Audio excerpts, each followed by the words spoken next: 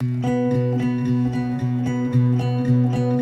a week before the tour, Matt and I got an opportunity that left us with a decision to make. Oh, we've got a radio show on Tuesday morning at 8:30.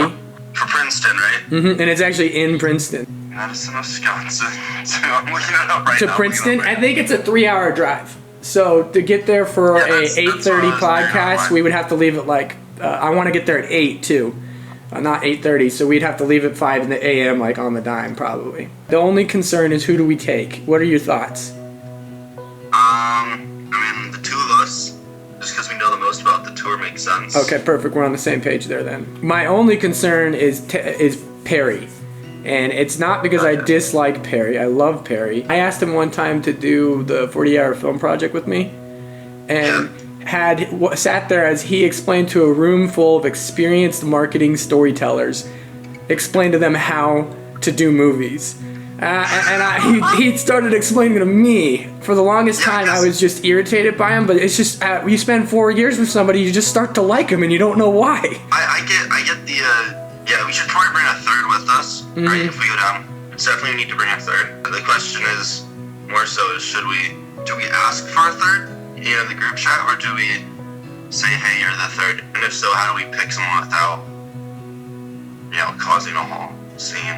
Well, your ability to lead is like directly proportional to how much shit you can just take. So, yeah, I'm not too worried about pissing people off. It's like for me with Perry, for example, I think he's fucking funny. And he's great on the mic to just riff and goof and make funny moments, right? Will he shut up and let us be in charge of this when we need to talk to the guy and explain the big boy shit? At first I thought you're like, oh, he's not funny, or he's like not charismatic enough, right? I was like, he is. You're just afraid he was gonna overstep his knowledge. Like, your fear wasn't that he was like charismatic or like funny enough. He's literally one of the best riffers out of all of us. Tonight, I will take a shit. Just want to be extremely clear. Here's the deal: is we have a radio show interview tomorrow morning. Oh, sick. We were thinking about taking everybody, but I think it's going to be best we're just going to roll Matt and I, and then we're going to take Wade because Wade does these trap loads of podcasts. Matt and Jeremy picked me because I do a lot of podcasting, which I never thought would actually transition to anything real world that would help me out. I'm gonna cuss. Yeah, if you don't, do you want me to do it? No, I can do it. Yeah, as long as you leave at 4 o'clock in the morning, so I don't have to, I'll carry your fucking sleeping bag. Okay. It's fine. I mean, I didn't really have a desire to be. I would have performed if I would have been on the radio show. I would have cussed, so I understand why I shouldn't have gone.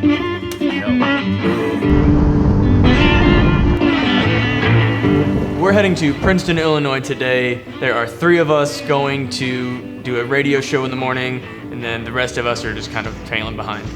I had to get up early today to do radio. That made me unhappy. I'm not a morning person. I think I'm on 4 hours to sleep. We just arrived at the radio station here in Princeton, and it is majestic. It's pretty dope. Yeah, it's never done radio. This is like legit. I've done underground radio. Like we can't cuss. We have the FCC. We got to make sure they don't get fined. The freaking FCC.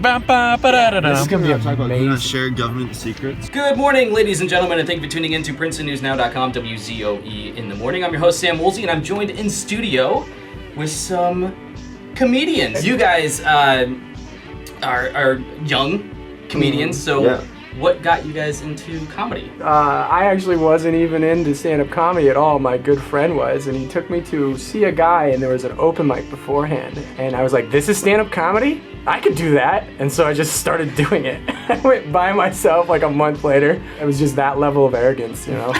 I was like, yeah, I can do that. Just blind confidence, just that you can do anything. You just described my set, blind confidence. That level of arrogance, when you said the line, that level of arrogance, I was like, yeah, that's Jeremy for you. I think the guy who hosted the radio show wants to get into stand-up, because he was asking us questions about oh, how's it to start? How do you handle this? And I was like, why do you care?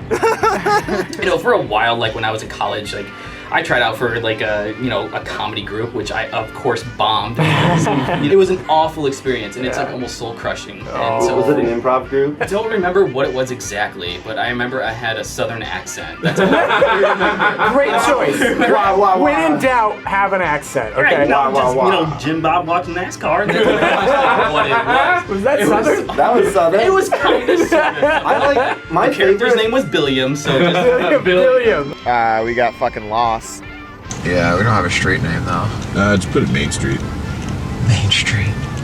Every venue that we go to in a small town is somewhere on Main Street.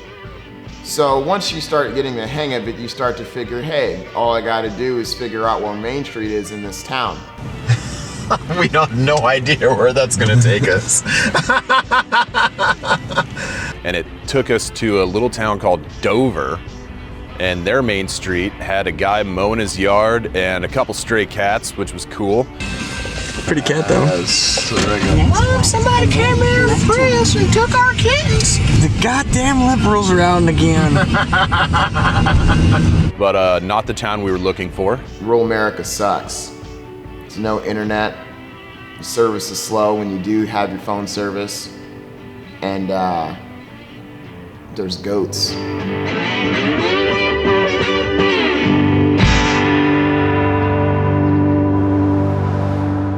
We walked up and down Main Street for a little. We went and checked out Schooners. Went to a little cafe that had the bomb. Shout out to 4 and 20 Cafe. That place is awesome. We have paper straws here. Like white on the inside, black on the outside. Very progressive small town. It's like everything's, you just make a marketing ploy that you're a good person. That's all it's all about. Image, baby. It's all about image. It's all perception. And we're killing the forest to get the paper straws. Yeah. And then we'll all die from no oxygen. We want to save the ocean. Get rid of the rainforest, though. That's not needed. There's too much water there anyway. If it keeps raining in the rainforest, it's just going to leak into the ocean and flood that even more. So we got to cut down the forest so it stops raining. Why do you think the ocean is so full? It's all Brazil's fault. It's always Brazil's fault. Princeton, Illinois is a cool town. I wish their cars had mufflers because they have, they're very loud. Those guys were sloshed, and obviously they're driving away. They're driving away, what do they say, 40 miles? And then they might come back. And then they might come back. Give it up for Princeton, Illinois' finest. What's your name, man? Chris from Princeton, Illinois. Hoorah. What up? I hope that makes the final cut. I think we're starting to become more of a well-oiled machine. We all know our spots now, even though it's only day 2, but everyone knows the routine and getting everything punched in, loading, unloading, just working as a team. I think we're coming around. We got a real good group of guys here. So the rotation for the camera thing is off the bat, you're on camera 1. Yep. Okay, Banwart, you're on camera 2 for a while. Sounds good.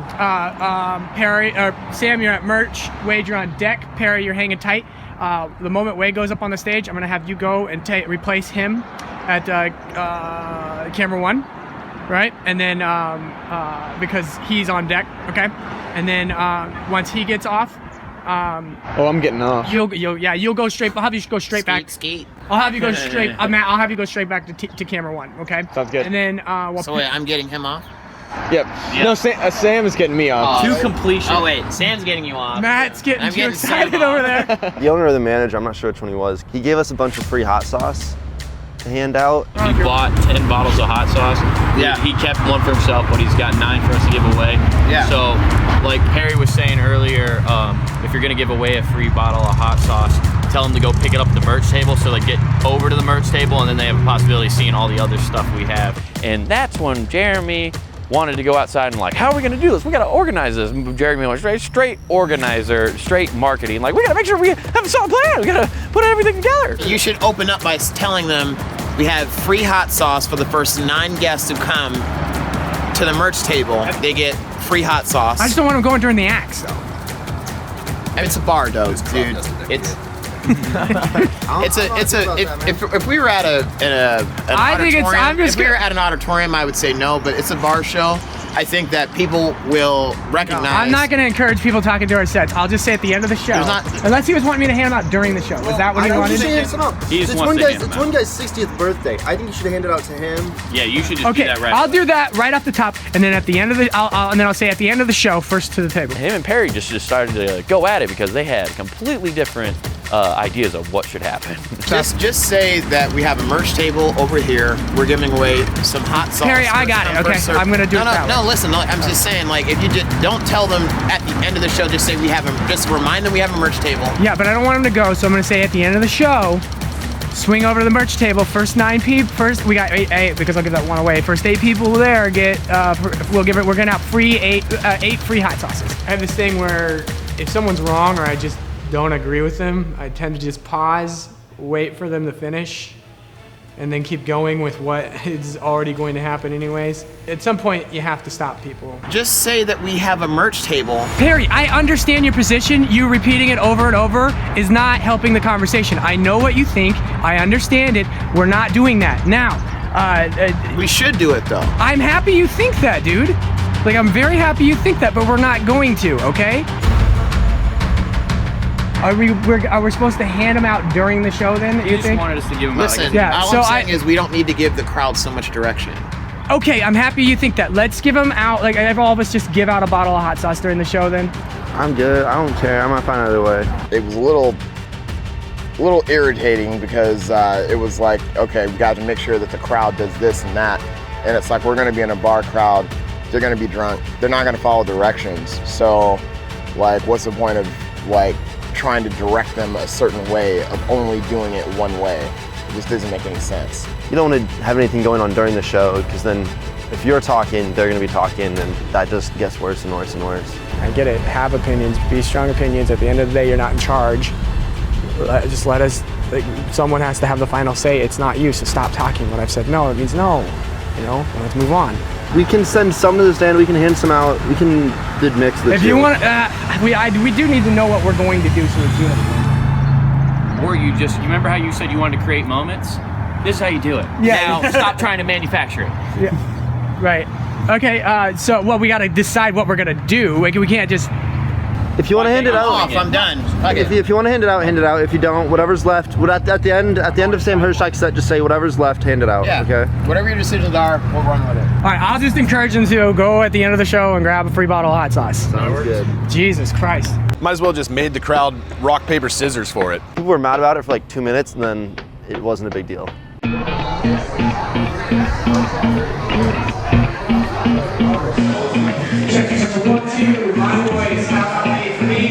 One thing that bothered me the most about how the show started, Jeremy went up to host the show and didn't fucking say his name. Scooters, how are you? Woo!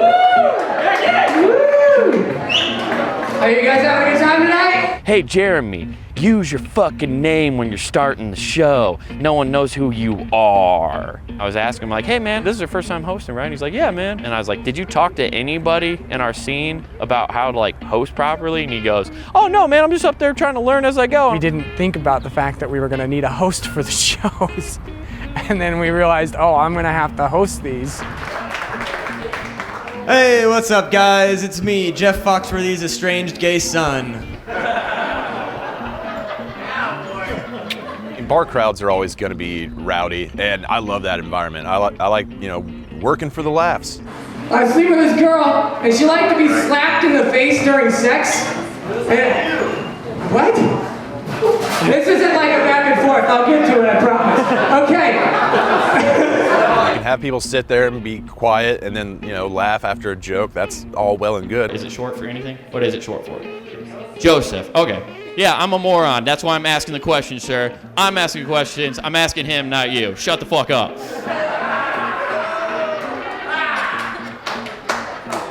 Oh, that's the first time a heckler's ever apologized. We got that on tape, too. Winner. I don't know if a lot of people even knew that there was a comedy show going on, which is great. And sometimes it can work against you. Like, not a lot of people walk into a bar and immediately say, oh, I sure hope there's a fucking comedy show going on.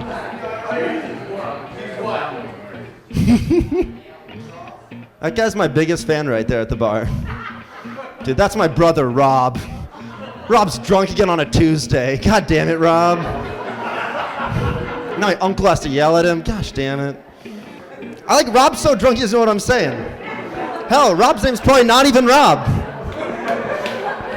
Dude, Rob doesn't know us, but Rob's adopted, okay? Rob is so fucking... Dude, you know what's crazy? I asked my mom the other day, and I was like, hey, Mom, can you please have Rob not show up to my show in Princeton, Illinois? And she's like, dude, he's gonna show up. And I was like, dude, he's gotta drive back. He's gonna have no idea what's going on.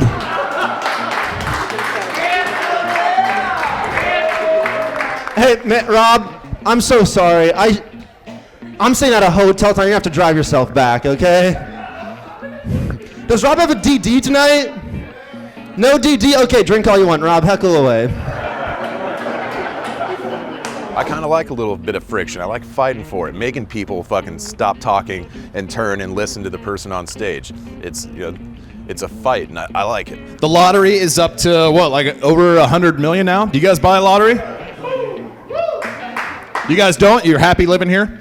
Cool. Darn. That's fine. I play the lottery. Princeton was definitely a small-ass little town that does not have very many black people, and it was evident. Like the one black guy who was there at the show was visiting. Are there any black people in the crowd? No. Not one. He's kind of black, I guess. He's tan.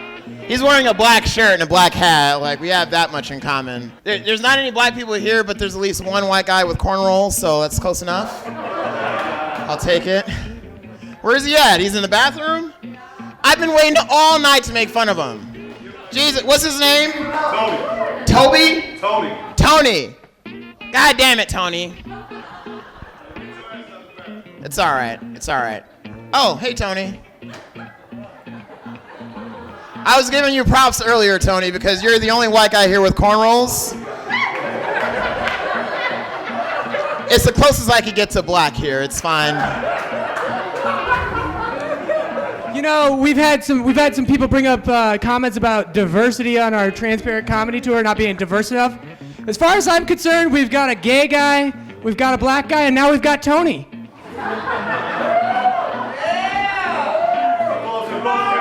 Yeah. Not quite sure what that means, but hey, Tony, you're welcome. Yeah, Tony! Woo!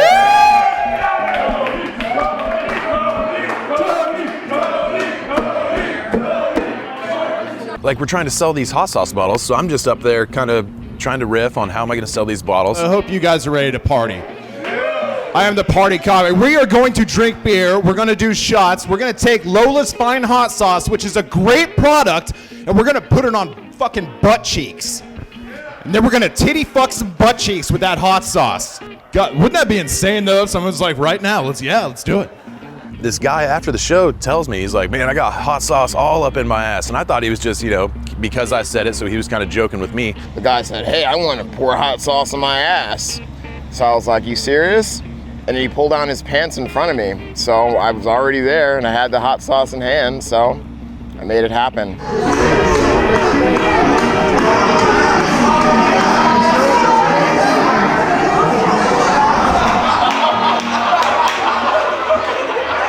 I think his girlfriend will appreciate that later. Bring a little spice into the relationship. It all started off with him pouring hot sauce on someone's ass. And then from there, it was just crazy. Yes, they deserve to die, and I hope they burn in hell. You're right. You're absolutely right. You know, like, we're all right here. You don't have to scream. That's how I talk. Samuel Jackson. So, man, Harry was a lot of energy after the show. Warm glass of titty milk will put him right to sleep. A warm glass of titty milk would be awesome. I'm done. As long as it's fresh titty milk. I need fresh titty milk, please. Thank you. After a few drinks, Perry likes to get loud, and it's funny as fuck. Madison was the greatest. You know why? Because all the women were liberal as fuck, and none of them wore bras. You know how many pierced nipples I saw through t-shirts? God damn! You got a point. It's like a three-foot. He's not wrong. At the same time, I wish I brought earplugs, because, dude, I'm standing right next to you and you're screaming. Dude, that bar was so much fun. was a little racist, but it was fun.